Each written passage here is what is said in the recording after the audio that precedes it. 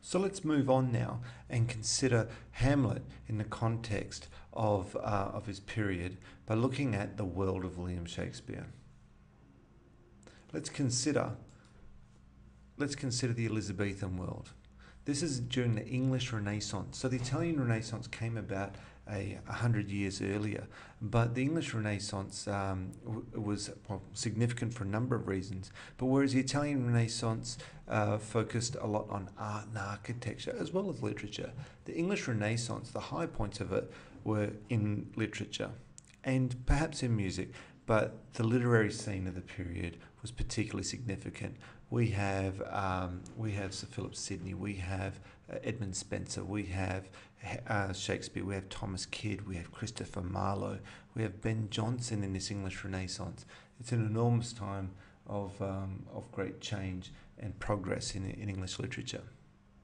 Now at this time, Queen Elizabeth had reigned for over 40 years. And this reign marked the zenith of the English Renaissance, the high point, and the influence of Elizabeth has to be given consideration.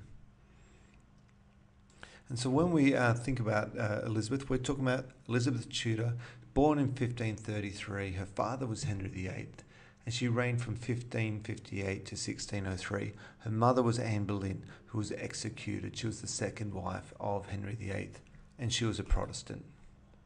Her key achievement, the Acts of Supremacy and the Acts of Uniformity, established herself as the supreme head of the Church in England, and set about strict rules about Protestant practice in England.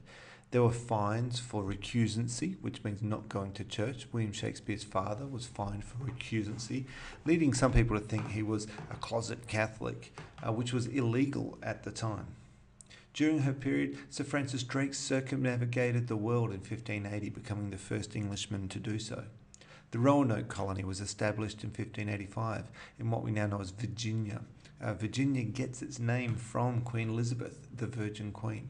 And in 1588, we see the defeat of the Spanish Armada, establishing the English Navy as the supreme rulers of the sea. And this would mark the beginning of what would become the British Empire.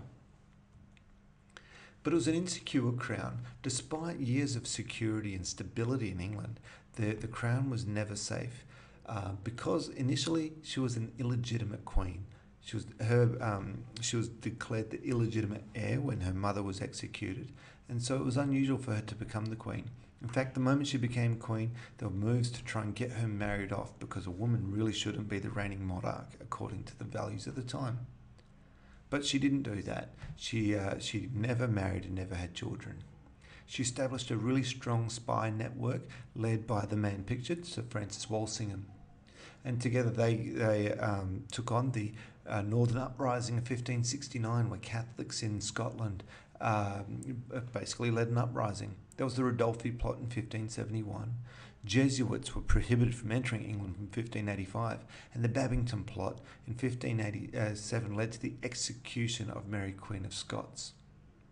And then there was the Essex Rebellion, only 2 years before she died, in which Shakespeare was involved, not directly, but the Duke of Essex and his men had Shakespeare put on the play Richard II to try and inspire a revolt against the Queen.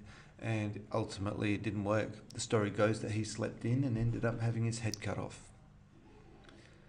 And so what we have to look at now is the nature of the Elizabethan state. The Elizabethan worldview was one where the monarch is ordained by God. The English Reformation made the English monarch the head of the church. And in the thought, in the ideology of the period, the health of the monarch equals the health of the realm. And the line, something is rotten in the state of Denmark in Act 1 of Hamlet, really does bring that idea that if there's something unhealthy in the crown, there's something unhealthy in the state itself. And one of the dominant ideas in this period was this idea of the great chain of being, and we see a visual representation of it here.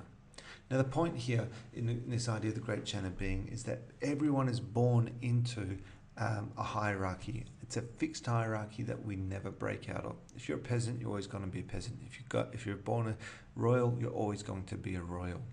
And so we don't really have upward mobility. And so this kind of dominated the thinking of the time. So when it comes to Macbeth, and we have Macbeth usurping the king and killing the king, all the imagery around that is that it's unnatural, and we have all these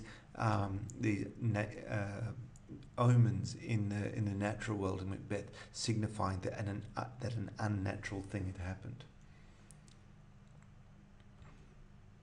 The Elizabethan state was a surveillance state. Queen Elizabeth had established a strong network of spies both in England and abroad. Shakespeare, as I said, had been questioned over the production of Richard II just prior to the failed Essex plot. And Shakespeare's contemporary, Christopher Marlowe, was accused of blasphemy, and many think that Christopher Marlowe was a spy. He had a special pardon written by Sir Francis Walsingham, pardoning him for leaving Cambridge to go over to mainland Europe, which was normally a passage that people did if they studied in England and they'd finished their masters, to go and become a Catholic in Europe.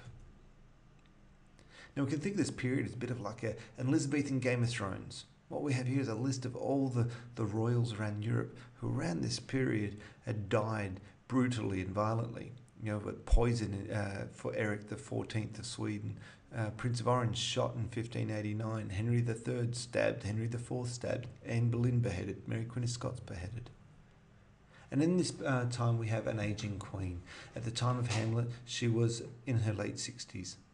Elizabeth professed her virginity, she never married and thus would die childless. And so there were questions about succession going on at the time of Hamlet. But the 1571 Treasons Act forbade discussion of succession.